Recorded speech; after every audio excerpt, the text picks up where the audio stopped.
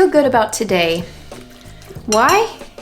Because, well, I made some pasta. It's just leftover, but pretty darn good. And we're still in London. We're gonna be here until the end of June. So today's May 18th. And we just got 2 new clients. So I love that, that's great. And I'm not saying that to brag because believe me, sometimes you'll get a client drought. As an online tutor, you're going weeks and weeks and weeks without really getting anybody new. But that doesn't mean you shouldn't take care of the people that you have, but it can get discouraging, you know? If you just haven't been able to get anybody new, it makes you think, is posting on social media even doing anything for me? Is word of mouth drying up? Do the school counselor list or whatever, what should I do about that? But usually things come through, especially as the seasons transition. If you're an online tutor, you're probably pretty darn busy in the fall, and then maybe in March, April, and probably now because end of year exams. But then the summer, I don't know what it is, but my first year of being an online tutor, trust me, it was pretty quiet. And then after that, it's just been, I'll say blowing up. Blowing up sounds kind of dramatic, but I'm cutting off my head. While we're here, do you want to see outside? Let's go see.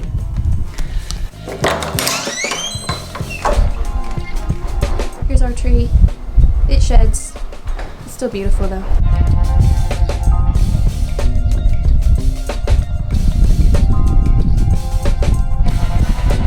Medium-sized story short, our new client, she's got a couple of students and they're going to start with me in a few days. So that means they're going to be working with us this summer, us meaning me, I guess, because it's for English and not math. So what do online tutors do when they're waiting for lessons to start? Well, I'll tell you one thing.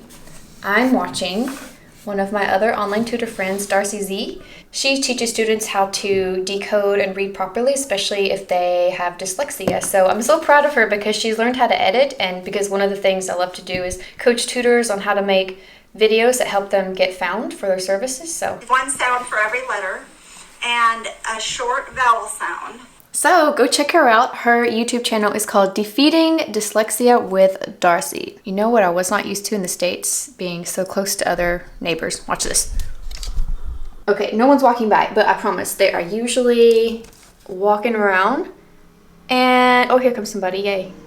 But you see what I mean? It's like if you want privacy, you have to run away. Some people have asked, why did you stay in 3 different places? Because if you go back and see some of my other London tutor vlogs, you'll see 3 different locations. Well, one of the reasons is the first place, it was closer into central London, and actually it was going to be more expensive in the long run. Our plan was to stay there for just a few weeks, and thank goodness, because guess what they were doing the whole time we stayed there? Road work, like that aggressive drilling into the ground, and that does not work with online tutoring. That outside noise it's not great. If you haven't seen it already, I highly encourage you, go watch this video here. This one is the one I did with a couple of other online tutors who live here in London and who have grown up here. And one of the most rewarding things about getting to be here is meeting other people who do the same thing that I do, because you've seen from the other video, but it's just so rewarding and encouraging and valuable to speak with other people when you can meet with other tutors in person. I know that's not really what we do nowadays. Now it's just, let's meet our students online, let's meet professionally online now.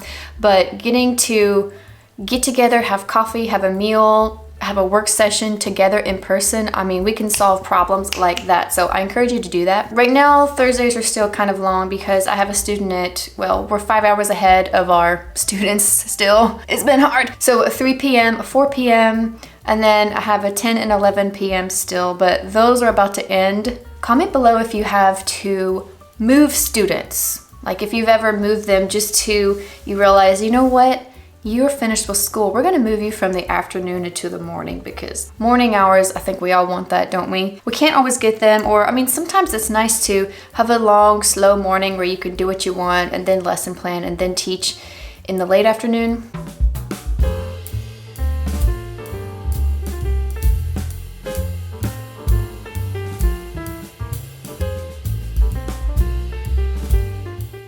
This is a must when traveling abroad or anywhere really. You have to have some type of workstation. It doesn't have to be a desk, but believe me, it's better on your back. I have to sit on a pillow because, well, I'm not 19 anymore. And I went live. If you don't have a Facebook group for all your parents, like parents and students, I recommend doing that because you can go live into the group and speak to them like all at once. Sometimes it's faster than writing an email or creating a video like this where you have to edit every little bit to make it better. You can just go live and say, here's a new class I'm offering next month. It's a good idea. My first student, and then we'll go over her homework and we're going to write an essay together and talk about the book we've been reading, which is Stargirl. Highly recommend this. I won't go into it too much here, but this is a wonderful story to teach you about, you know, the differences between conformity versus individuality. More on that later. Then I have her sister, which we're going to do some vocabulary quizzes and other great things. And then I have 2 other fairly detailed lesson plans, right? Sometimes it's a, you know, if extra time. Whatever you don't get to can be homework if you're one of those that, may the 4th be with you. One student did not understand. He said, why is May the 4th Star Wars Day? And, you know, May the 4th be with you. Sometimes we teach students things that we didn't realize we had to teach them, so it's pretty funny. I am encouraging one of my more advanced students to write a blog. And so here it is. It looks amazing. And it's given her opportunity to write about more, not just real world issues, but I think I tend to lean more real world. I love creative writing, of course, don't get me wrong. I love fiction. But for students to be able to create things online and articulate themselves, that's going to be, in my opinion, one of the more valuable things, you know, something that's going to not just help them today or tomorrow, but next year and the year after that and in the future. Most students I'm teaching in the evening when it's already getting pretty dark, but I do love my daytime people. It's about to be 3 p.m. now, which is 10 a.m. back where we're from. Nice and daylight. So my student just emailed me and said, I'm a little confused on how to write the outline. Could you please help me? I suspected that because I know when I had her class 2 days ago, we ran out of time and I didn't feel that I explained what writing an outline for an essay was. She's done this before, but she really needed a lot of help with it, which is understandable because sometimes planning an essay is harder. It's harder than writing creatively, isn't it? So, by the way, that's such a British thing, tacking on the words, isn't it, after every sentence, even if it doesn't grammatically make sense. Like, I can't think of a reason, like, this looks good, isn't it? Maybe it's a London thing, I don't know. I'm not afraid to admit that we didn't spend as much time on that, and I'm just telling her, no problem. I thought it might be a little bit confusing for you because we didn't spend a lot of time on it at the end of our last class. We will look at it today for sure, just wait until then. Always, if you can, and you might, some of you probably already do this, but if you can, tell your students to please email you because it's frustrating when they forget to tell you something or when they feel like they can't tell you something and then you guys show up to the tutoring session and they say, oh yeah, I don't have that, or I left that book, or no, I didn't do that, or yeah, I saw those problems you assigned me but I wasn't sure what you meant. It takes people skills to do this job. So just establish those lines of communication because, I mean, not every single student emails me and you really don't want them to be constantly texting you, emailing you, calling you, but as long as they do it, you know, once a week, once every 2 weeks, I think that's a healthy amount and you can just instantly respond. Okay, so she can't hear me. She's doing her warm-up right now, but I'll show you some of the activities I do, like especially for warm-ups. I just make them up because it's tailored to the lesson specifically. I'll show you. And the words are down here. I'm highlighting all the correct words, by the way, because as you can see, there's blinks, and on a live doc, I can easily give her feedback.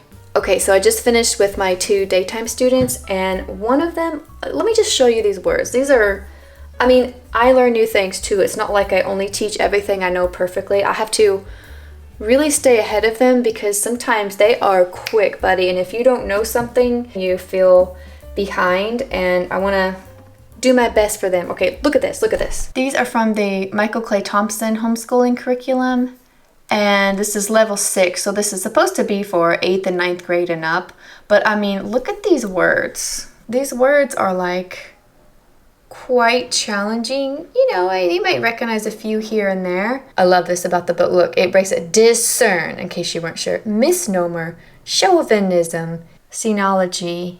Do you guys know these words? Comment below if you do. And you know what? Comment below if you don't know them, because sometimes these words crop up every so often. They're more advanced than your average terminology. I'm not going to have the camera on during the lesson, but if you want a background just like this with your logo here, you can actually make these backgrounds for free in Canva. Message me or just comment below here on the YouTube video so that I can tell you what to do. You're the best. Okay, we're back. We got an update on Operation. So as I was walking and recording, the wind picked up, so the audio was no good, so I'll just do a voiceover here. But here, I was talking about how I had forgotten I'd planned to play tennis with one of my friends I'd met here who is from Argentina but works in London. Oh, and I also mentioned the Digital Declutter group, which is just for online tutors. And this group is for those of you who want help organizing and decluttering your digital content. That Facebook group is below this video.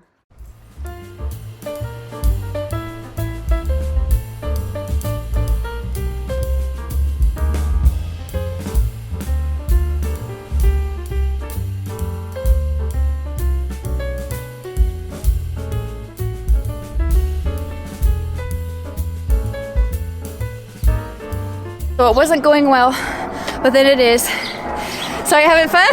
I am. I really am. You there? Who's winning? You are, of course. Oh, well, she's about to beat me, probably. She beat me. You won last time. I'm finished with tutoring for the evening. Check out the time, everyone. I learned a new word today, de-individuation, with, let me know if you read the story by Shirley Jackson, The Lottery. It's really popular with high school English teachers.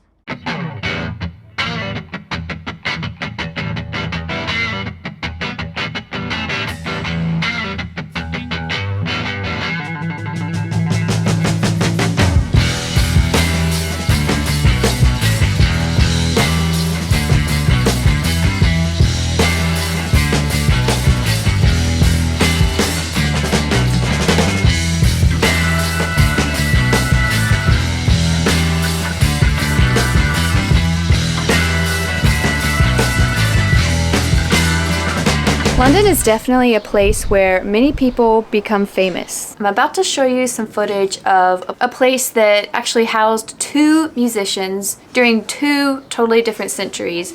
And if you actually look back through the video, there's a clue about one of these people. I'll let you go back and look. You could wait around and let the anticipation sink in. I love being in a place where so much history has happened. It's like giving me such appreciation, and some of the things you find out are shocking. For instance, this building right here, actually it's really two separate houses. One of them was owned by the famous composer Handel. Here's his full name.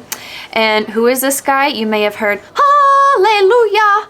Hallelujah! Obviously it sounds better when the talented folks are singing it and playing it. This was a new build in the early 1700s. So imagine, Handel was German, but he made London his home, and he actually lived here for about, I think they said 36 years. He was an interesting fellow. He used to entertain people here and play music for them. And it's a beautiful home, but think about it, it's not really all that large. This home was restored several years ago, and I think some of the people in charge decided to make it look just like he was living there. The only thing is it just looked very neat and tidy, so not very lived in, but it just shows you that experience. And here's where the place is actually located, and I was told by one of the guides that this was on the outskirts of town in the early 1700s. So it's kind of crazy to think how much London has grown and expanded throughout the years. And so if you go up and down the stairs, you'll have the experience of, at least as accurately as we can get, of the room where his bedroom was, the room in the middle where he would compose music. Oh yeah, his kitchen, or at least where somebody cooked for him. They did actual cooking down here, and the bakery. Bakeries were separate places. I thought that was interesting.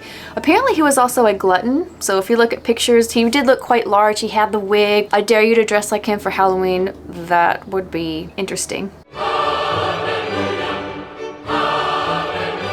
Next door happens to be Jimi Hendrix, and I love listening to his music. Even though it was decades ago, there's just something about sitting outside on a porch listening to this. An incredibly talented guitar player. You may not know this, but he was actually born in Seattle, but he was discovered and asked to move to London, where his career really took off.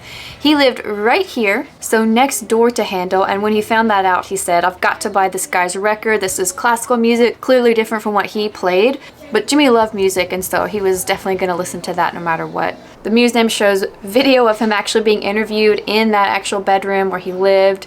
He had the most rigorous concert schedule I've ever seen, and just look right here. Imagine this is you having to perform on all of these days, different locations by the way. You're not doing this online, you're not doing this from the comfort of your bedroom. This is all over the UK and relentless, week after week after week. Schedules like this that can really push people to the brink and just overwhelm them. So Handel actually lived to be about, I think they said 71. So 71 years old in the 1700s, that's pretty good.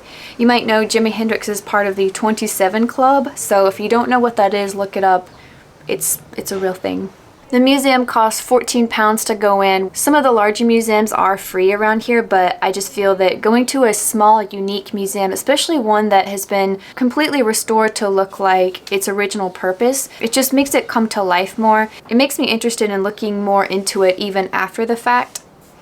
I liked that the place itself was a museum. Most museums we go into are just large, modern, polished buildings with glass cases and like little replicas, little pieces of history behind walls with plaques on them. But this was, well, the whole building itself is a museum. And, you know, of course, it had gone through a few structural changes throughout the years.